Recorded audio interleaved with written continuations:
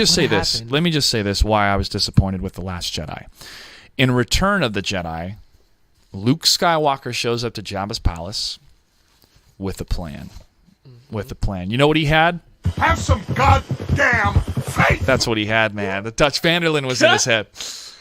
And he walks into the palace. He's got his robe on. He chokes the two pig dudes. He already has the droids in there. And he wakes Jabba up. Or he doesn't wake him up. Bib Fortuna does. He taps him and Jabba wakes up. He's like, oh, whoa. He's like, oh, shit, Luke's here. Okay. I planned for this. And Boba Fett's there. And like the whole posse's there, right? And Luke says, all right, you're going to let my friends go or it's going to be game over. And this is young Luke? And he sees a sister there, Leia, all chained up. Is this young Luke? This is Jedi Knight Luke. This is Return of the... This is like late 20s, early 30s Luke, if that. I don't know. Let's see, 17, 18. No, this is mid-20s Luke. Dude, you know what's After sad? Empire. He's lost his hand to his dad, who he found out. Like, he's been through some shit, bro. He trained with Yoda. He knows all this stuff. So he is there. Jabba hits the trap door and Luke falls through. Shit. All right. Plan kind of goes awry. But Luke is able to outsmart the creature and get out of there. They tie him up. They're going to throw him in this pit where he's going to be digested for 1,000 years. And Jabba is telling him through his droid, C-3PO, that, any last words type thing. And Luke looks up and goes, Jabba, this is your last chance. Free us or die. And everybody's laughing. They're laughing because this dude lost. His friends are captured. Han's about to die. Jabba's won. Oh my gosh, what happened? So I'm about to walks to the edge of the plank before they drop him into this pit. And Luke looks up at R2 and he gives a salute. And R2 ducks his head a bit and he opens this little panel. And he looks over at Lando Calrissian, who's been in stealth mode this whole time. And he gives this big nod to Lando, and Lando gives this big nod because they're all about to die. Like it's this or we die. We're saving our friend or we're all going to die right here, right now. And even now I get emotional thinking about it because it's one of my favorite action openers for They any all for any laughed movie. because they knew that they were fucked. Yeah, like everybody on this barge, hundreds of people. So Luke looks down in the pit, everybody's tense, and he jumps. But then he grabs the edge of the plank, pulls himself up, does this flip. Meanwhile, R2 shoots this lightsaber into the sky. You see it fly, and then Luke grabs it, and he turns and he smiles, and he turns that son of a bitch on, and Chewie behind him's like, you and your friends are dead, Jabba! And he plows through, they execute the plan, and they get the hell out of there. Oh my God. We did not have that Luke Skywalker in The Last Jedi. Now, granted, people can change, that whole type of hero. He's a legend. Failure can still happen. I get that. That can be a poignant type of story to tell. But you must show how Luke fell. You must show Snoke being so powerful that Luke failed again. And that would make Snoke like, who is this guy? We never find out who he is. And Kylo Ren, who's the most inept character in the story so far, is able to beat him. It didn't feel right. It didn't feel like it matched the previous characters, the tone, the respect for the Force. Yet from a creative standpoint, I can't be like, oh, you suck. It's like, wow, they really tried something. They really tried to differentiate themselves and not do the same thing over again, but it did not honor the previous characters. And that's why Mark Hamill's like, I fundamentally disagree with how you think about my character. And he kept echoing that over and over again during the press tours before the movie was coming out. And he's like, this is Ryan's film. It's successful. It's all Ryan's success. If it fails, it's his fault for that too. It's just very tough because sometimes you really want to believe in that vision and that it's going to come through, but it didn't. And that's how I felt about The Last Jedi, bro. But there's a lot of hate. There's just a lot of hate on the internet for that film. And then you have the freaking troll bros and parts of the internet you don't want to go to that are like using it as part of the right-wing agenda to be anti-feminism, and then the feminists are like, well, F you, and then it just becomes this war between these different factions for a film that was not good. Anyways, I had to get that out there, but that's how I felt about the latest Star Wars. I don't know. Where did Grievous fit in? I was General Grievous. Yeah, you're so young. The thing General was, though, Grievous was all right, let me tell you my whole thing with Star Wars. I had watched a bunch of them, but it's like, dude, when you're young and you go and watch all these different Star Wars movies, like, it doesn't all fit into a story. Like, if I watch them nowadays, even all out of order, and it was my era, I think I would have understood it a little bit more. But I was so young, bro. Like, all this shit doesn't all add up. Like, the whole story, I know all of the story in a sense, but like I'll probably be like, oh, so many things. But what's up with Grievous?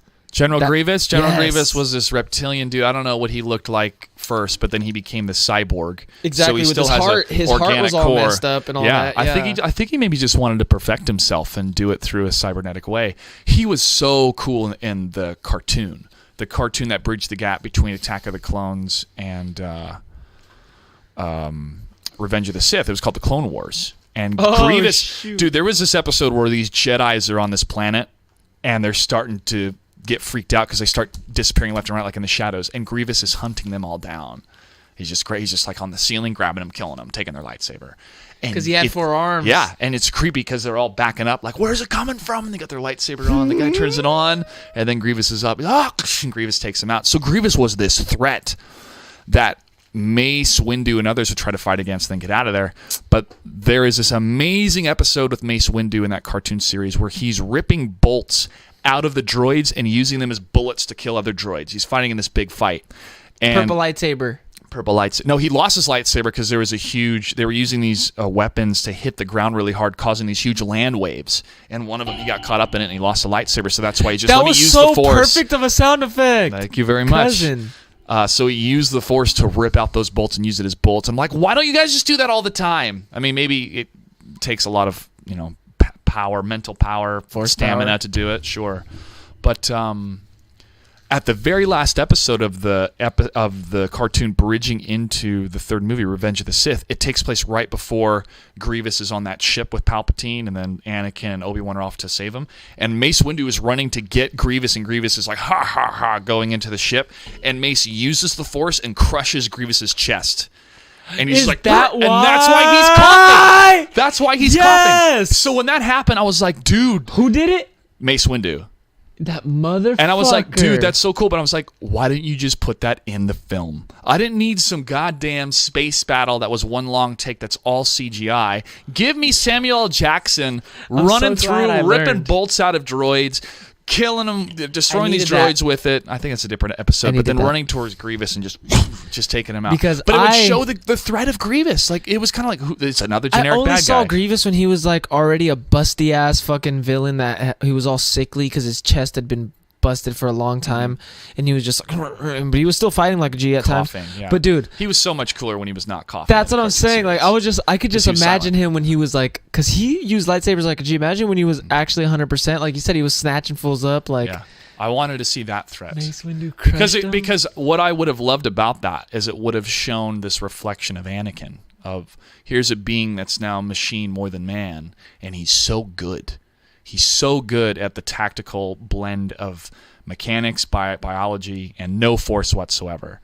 And so that could be like Anakin ultimately becomes that. He's more machine now than man, but he's so Force powerful. He's so powerful with the Force that even though he's got no legs and barely lumbering around, he's just like, that was the one good part of Rogue One. My favorite part of Rogue One was I didn't watch it because I started out and I was like, it's different. It's a different type of film. It doesn't work on its own. It only works as a bridge film between or right before A New Hope. I don't know what happened to me. I started twice. I tried to watch it and I was like, it was a lot of fan service. It hurt.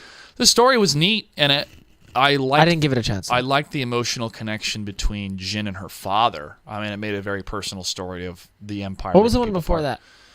So technically, before Rogue One, that was released in theaters was The Force Awakens. That's Episode 7.